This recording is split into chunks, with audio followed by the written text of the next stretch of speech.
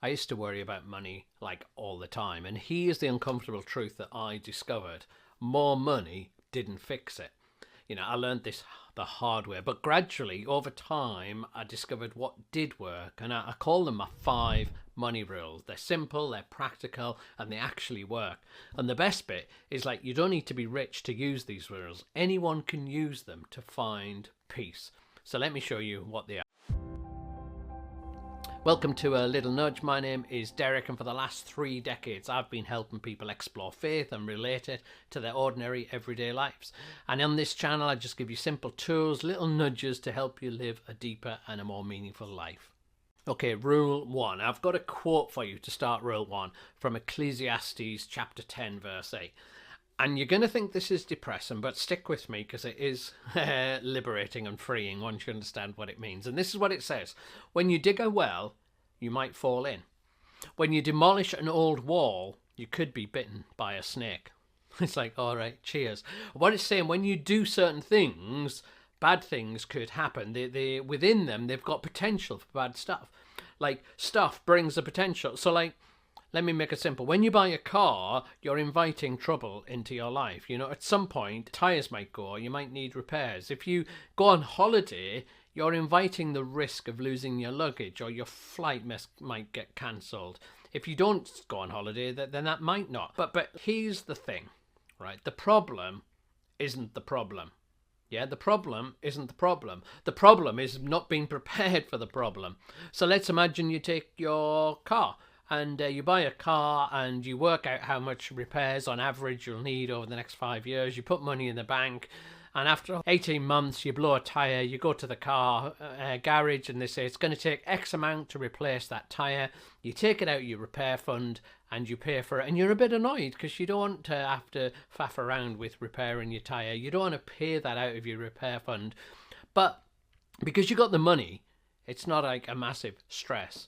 The problem isn't the problem. It's not being prepared for the problem. So this is the first rule that I have. It's leave room for the unexpected.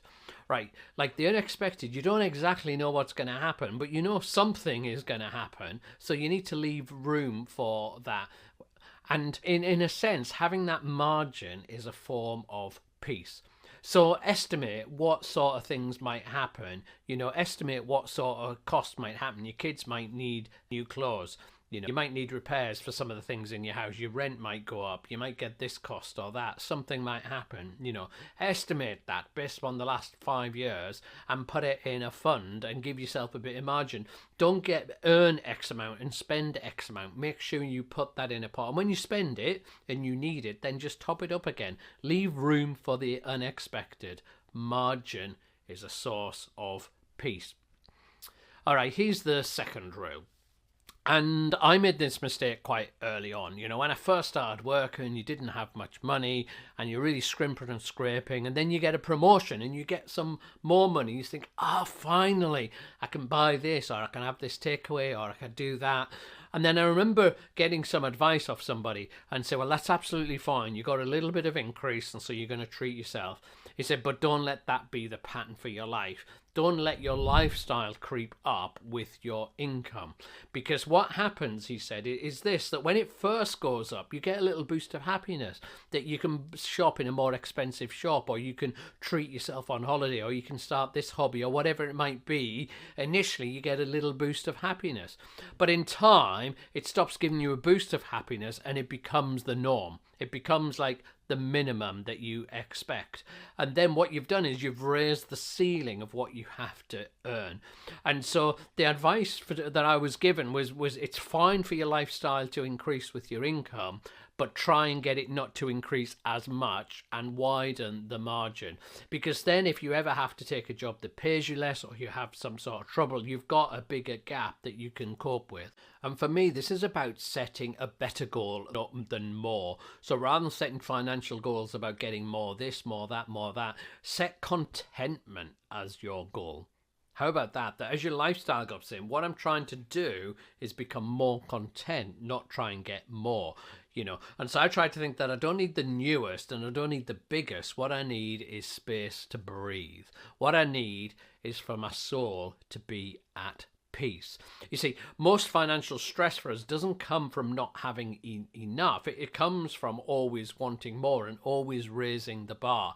And so the secret to peace is not earning more, it's actually wanting less. And that sounds a bit trite, a bit of cliche, but like if you can master that, then actually you can master like happiness and money, and you'll find such liberation that like contentment is like the greatest wealth that we could have, in a sense. And you know, it doesn't mean that we're like living a penny pinching lifestyle of misery. It doesn't mean like you get a wage increase or something happens and like you can't treat yourself. It's just not getting trapped into a cycle of more and more and more, that as your income goes up, your lifestyle matches it, and then you get locked into that. It's aiming for something more. It's aiming for contentment, and that comes when your lifestyle doesn't chase your income. Okay, so rule number 3. It's going to come from this proverb. Let me read this proverb to you. Proverbs 6, verses 6 and 8. It says this: take a lesson from the ants, you lazy bones. Learn from their ways and become wise. They labour hard all summer, gathering food for the winter. Yeah, they gather food for the winter by working hard in the summer. And so this is the idea of investing but not obsessing. Invest but don't obsess. So really, it's really important that you find margin of some of your money and you invest it for the future. Not just saving up for the next 6 months or 12 months, but like investing for decades. And I wish that I'd done this sooner. Do you know what I mean? I wish that I'd done this sooner, but I just didn't realize how powerful and important it is. And it's based around the power of compounding. So like I'm a bit of a geek when it comes to numbers, and I would encourage you to find a compounding calculator online and play around with it. And normally the way it works, you think, well, if I put like £50 a month aside or £10 a month and I'm getting like 5% saving return or whatever, you know, how much would I have after a year? Or and then you add, how much would I have after 10 years? How much would I have after 40 years? And what you find is that time is the great multiplier. When you're investing and when you're saving, that time is the great multiplier. Most of us think the amount is the great multiplier, that the more we save, the more we have. And that is true, but actually time is a great multiplier as well. And when you get into decades, it's just astonishing how the growth explodes. And so it's really hard for us to do that because nobody invests for 30, 40 years time. I mean, we do in our pensions, but in everything else, it's quite hard not to like just live for the current. But it's so powerful, and it's a wise thing to do. But we invest, but we don't obsess. And so the best, you know, I would recommend you invest in like an index fund, which got really low cost. You put it, you invest across the market and you leave it and you don't touch it. You don't think about it.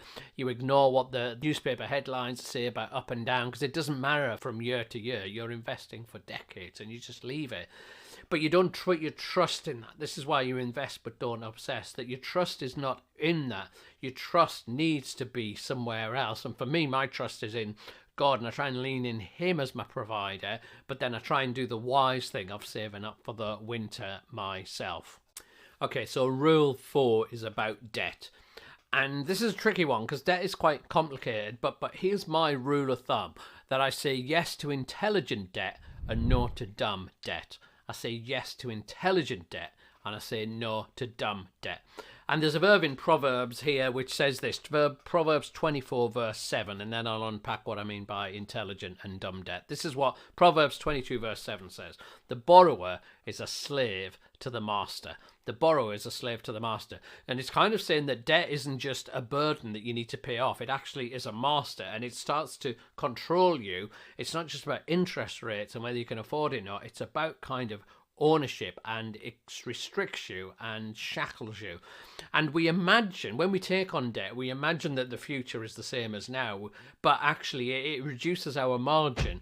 And when you take on debt, anything that happens in the future, you know, say you get unexpected cost or your wage goes down or something happens, when you've got debt, actually you're taking massive risk there because you haven't got much margin. And the longer the debt paying off, the more likely something is going to happen that's really going to trap you. And so it's important to walk in freedom here. And so for me, and this is, you need to work out what's intelligent debt and what's dumb debt.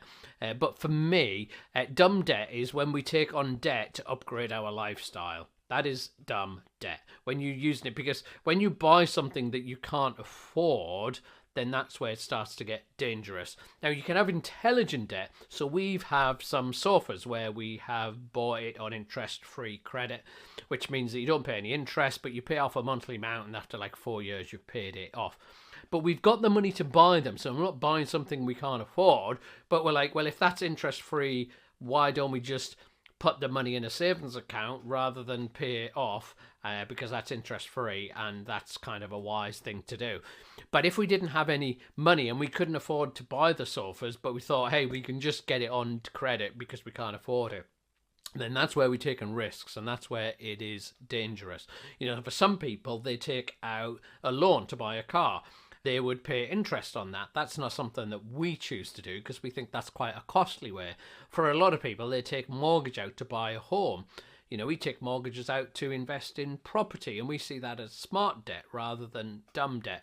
And the key is that you're making a plan and you're driven by emotion. I think that's probably the best rule, and you look at it. Whereas if you're using debt as an excuse, as an emotion to buy something that you want that you can't afford, then that's dumb debt, and that's dangerous. And you might imagine you can pay it okay in the meantime, but what you're doing is you're training your desires to get stuff that you can't afford. And when your desires are not trained, that's going to get you kind of in trouble in the future. Okay, and the last rule number 5 that I live by in order to help me not stress about the future is this one. And it'll sound a bit odd, as if this could bring freedom, but let me tell you what the rule is and then explain how it works in my life. And this is the next one. Rule 5, give first, not last. Give first, not last. And so for me, giving and generosity is a key part of my rules about how I act with my money. But I give first, I decide how much I'm going to give, and then I give at the beginning of the month, not last, rather than how much have I got left, can I afford to give stuff. I put it in as a priority. Because for me, generosity is not like a luxury for someday when I've got spare. It's about recalibrating my heart and my trust. It's about me saying to money, you're not my master. You're not the definition of what my life is about. And I know how easy money could get a grip on my heart, could grip on my identity. My desires and my need for more could get out of control. So part for me of putting generosity and giving first is saying to my money, you're not my master, that God is my master. And it trains me to remind me for this isn't mine. So for me, I see everything as a gift from God. And by giving away a proportion every time I get paid, it's about training my heart to remember that I'm not in control, that it's not mine. I'm a steward. I'm like caring for this. And I'm so grateful that God has given me everything that he has. And so in a sense, it's a spiritual practice that breaks the power of money. Yes, it does good in the world. I give to causes I care about, and it's dead exciting to know that it's changing a life here, and it's bringing justice here, and it's making a difference there. But actually, in a way, it's a selfish thing of actually it's about my heart first and getting my heart right. And in a sense, what I've discovered over many decades of prioritizing giving is that when I give away, I don't lose stuff. It doesn't feel like I've got less. It's like I'm walking in freedom. I'm gradually learning what it is to be free. It's training my heart to trust that God's first and that there will always be enough. And so for me, I give spontaneously when things touch my heart or I care about stuff, but I don't just rely on emotions. I make the decision and the habit to give first. So there's my 5 rules, and if you looked at my life and my bank account, you would know that I don't always follow them, that they're things that I'm kind of wrestling with sometimes, and to varying degrees that I've got become successful with them. But I've found that those 5 rules, when I follow those rules, then actually I walk in joy, freedom and peace, and I have less stress about the future. And I want to recommend one of my favorite money videos next, which is this one, which is all about feeling rich with our money. And like, do we feel that we've had enough? Do we feel blessed? Do we feel rich? Then that one has got a really surprising tip in it that I hope you enjoy. Anyway, thanks for watching, and I'll see you on the next video.